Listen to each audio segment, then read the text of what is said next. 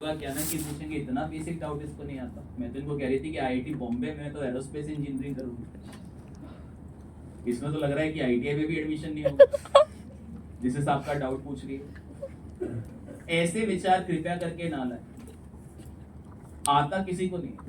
मैं आपको सच बात बताऊंगा, अगर आपको कोई चीज नहीं कनेक्ट हो रही ना तो प्रोबेबली ऐसा होगा कि आपके आसपास 4-5 लोगों को भी नहीं कनेक्ट हो रही होगी, या कोई चीज अगर आपको नहीं समझ में, and that will help me in teaching better. अगर मेरी कोई कही चीज आपको नहीं एक बारी में समझ आई, और आपके साथ ज्यादातर बच्चों के साथ ऐसा हो सकता है, और आप अगर इस वजह से नहीं पूछोगे कि साथ वाला क्या सोचेगा, ना तो आपको समझ आएगा ना साथ वाले को समझ आएगा, तो खुद के लिए नहीं बोल देना कि बहन तेरे लिए पूछा था मैंने, मुझे लगा था शायद तेरे को समझ में ना आया। ठीक है। प्लस एक और अप्रोच जो ऑर्गेनिक के अंदर लगेगी वो ये लगेगी कि चीजों को ना हमें, आप तो चलो नए नए, आपके साथ मोस्टली होगा क्या ना कि सर मुझे कैसे पता चलेगा कि इस केस में ऐसे होगा, फिर वैसा क्यों नहीं होगा। You can think of in many dimension, but the thing is कि अगर किसी ने बोला कि ए की बी के साथ रिएक्शन होके सी बना, तो आपको एक्सप्लेनेशन देनी है कि ये बना क्यों है, आपको उसको चैलेंज नहीं करना। फॉर एग्जाम्पल कि ये इस तरीके का केस है कि आपका मर्डर, आपका नहीं भाई, किसी इंसान का मर्डर हो चुका है, and now you are an investigator, कि आपको पता चला कि फलाना फलाना जगह पे इस हिसाब से इस घर में मर्डर हुआ था, and now you are going to investigate कि यहाँ पे खून ज्यादा है, फिर थोड़ी थोड़ी बूंदे होके किचन तक जा रही है, फिर उसके आगे पैर के निशान है बालकनी में, तो आप समझ रहे हो कि कोई वहां चढ़ा होगा और उस हिसाब से कर करा के काम कूद गया। तो ये चीज हो चुकी है, आपको थ्योरी लिखनी है, आपको थ्योरी लिखनी है, आपको किसी मर्डर की स्टोरी नहीं लिखनी, किसका मर्डर ऐसे ऐसे करवाएंगे, आप करवाने वाले लोग नहीं हो।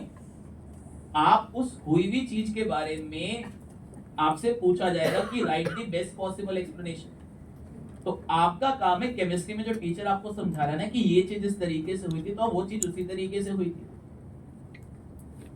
आपका काम चीजों को चैलेंज करना नहीं होगा, आपको काम होगा कि जो चीज बताई जा रही है उसको समझो कि अच्छा ये इस तरीके से होती है। क्योंकि केमिस्ट्री में सबसे बड़ी बात क्या है ना कि केमिस्ट्री कभी भी किताबों से लैब में नहीं गई।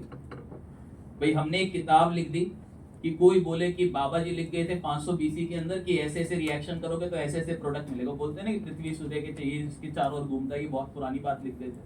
हमारे में कोई नहीं लिख के गया, उनको पता ही नहीं था कि ऐसा होगा।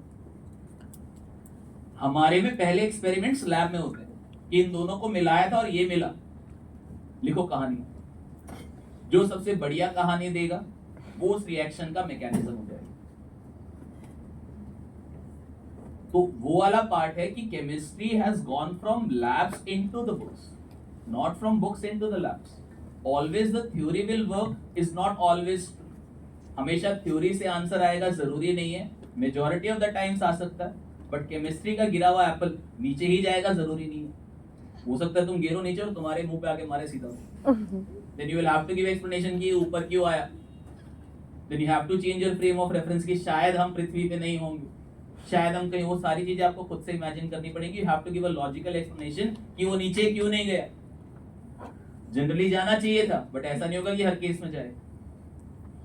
और 12th will be different from 11th in what ways कि यहाँ मैकेनिज्म्स हो रहे हैं कि आप जो भी रिएक्शंस करोगे ना उसकी कहानी बताई जाएगी। जैसे आप बोलते हो ना कि आपको एक चीज दिखा दी गई कि वो वही मर्डर वाली स्टोरी कि पूरा पूरा स्टेप वाइज बताया कि ये हुआ कैसे होगा, कि पहले चोर यहाँ से एंटर किया, फिर ये चीज की, फिर वो चीज की। That is the mechanism part, कि जो आपको दिख रहा है कि एक बारी में हो गया, उसके पीछे कुछ तो स्टेप्स लगे होंगे। That is the mechanism. अब आप में से बहुत लोग बोलेंगे कि सर जेईई मेंस में तो मैकेनिज्म पूछते नहीं है, आप मैकेनिज्म लिखवाए जा रहे हो, तो क्या मैकेनिज्म हमें याद करने? याद मैकेनिज्म सिर्फ उस बच्चे को करने पड़ेंगे जिसको ऑर्गेनिक समझ में नहीं है। Otherwise majority of the cases, मैंने बोला ना, मैकेनिज्म्स आर दी स्टेप्स जिससे आपको पता चलेगा कि अगर आपको पता चला कि ये मर्डर हुआ है तो कुछ चीजों को पहचानते हुए आप पहुंच जाओगे कि पहले स्टेप में ये हुआ होगा, दूसरे स्टेप में ये हुआ होगा, तीसरे स्टेप में ये हुआ होगा और उसके बाद ये हुआ होगा। तो अपने आप वो चीज अंदर से बाहर आने लगेगी। तो आपको मैकेनिज्म याद नहीं करने, अगर आपको नहीं याद हो रहे, इसका मतलब आपने ऑर्गेनिक से भी उतने अच्छे तरीके से कनेक्ट नहीं। और अगर अपने आप अंदर से बाहर आने चालू हो जाए तब तो कोई बात ही नहीं है, तब तो याद करने का कोई सीन ही नहीं है कि सर मेरे को तो ऑटोमेटिकली देखो इस हिसाब से यही चीज होनी चाहिए। तो मैकेनिज्म आपको याद नहीं करने, वो खुद ब खुद याद हो जाएंगे। और जिसको याद नहीं हो रहे उसको थोड़ा बहुत ऑर्गेनिक और अच्छे से पढ़ाई करनी पड़ेगी। याद आपको कुछ भी नहीं करना, बेसिक याद करना है, बट वो थोड़ी बहुत स्टोरी लाइन की एक चीज को देखते हुए आप 50 चीज का मैकेनिज्म लिख दे रहे हो कि इसके साथ ऐसा हुआ तो उसके साथ भी वैसा ही।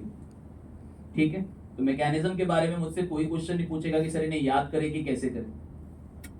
बोर्ड में हो सकता है इक्की दुक्की क्वेश्चन के अंदर आपके पास किसी चीज का मैकेनिज्म पूछ ले, तो वहां पर उस चीज को एनसीईआरटी में से देख लेना। अदरवाइज जेईई मेंस में तो मैकेनिज्म लिखने के क्वेश्चन नहीं आते, बट यस मैकेनिज्म में से कुछ पार्ट ऑफ क्वेश्चन पूछ लिया जाता है। वो किस तरीके के क्वेश्चन होंगे, क्या क्या चीजें इंपॉर्टेंट होती हैं, वो आपको ड्यूरिंग द कोर्स बता दी जाएगी। ठीक है, अब लेट मी स्टार्ट आइसोमेरिज्म। अब आइसोमेरिज्म स्टार्ट करने से पहले चलो पहले तो मैं आइसोमर ही लिख देता हूं। बताओ